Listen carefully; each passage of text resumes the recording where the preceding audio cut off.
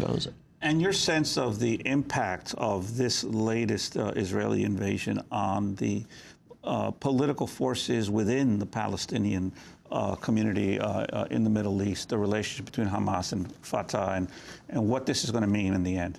Well, we have two extremely weak and unpopular movements, led, in my view, by people whose ideas are bankrupt and mistaken in Hamas and Fatah. When I was there, I was in the West Bank. I was not able to go to Gaza. When I was in the West Bank in Jerusalem, it was clear that in a free and fair election, both groups together wouldn't get 30 or 35% of the vote. People detest Fatah. They loathe it, and their loathing has increased as a result of its failure to act in defense of its own people, not just during this siege.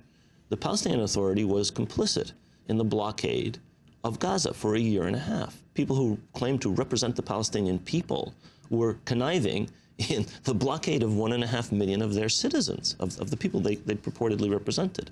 Hamas was extremely unpopular for firing rockets at Israel to no purpose except causing civilian casualties and bringing fire and brimstone down on the heads of 1.5 million innocent civilians. So both have been, I would argue, weakened. My guess is the Palestinian Authority and Fatah much more. The Arab regimes, I think, have been weakened. Their position is detested and loathed by most of their people. People are ashamed of what their governments have done all over the Arab world. What could they do? What can the Arab governments do now? What could they do? They could insist on a ceasefire. I mean, very simply. And why aren't they?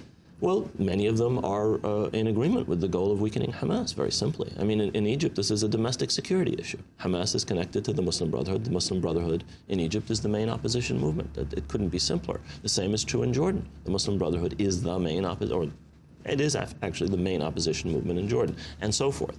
So for these regimes, keeping their chairs, keeping their thrones, keeping their money, their power, is the only thing that's really important. Their people, they don't care about their people.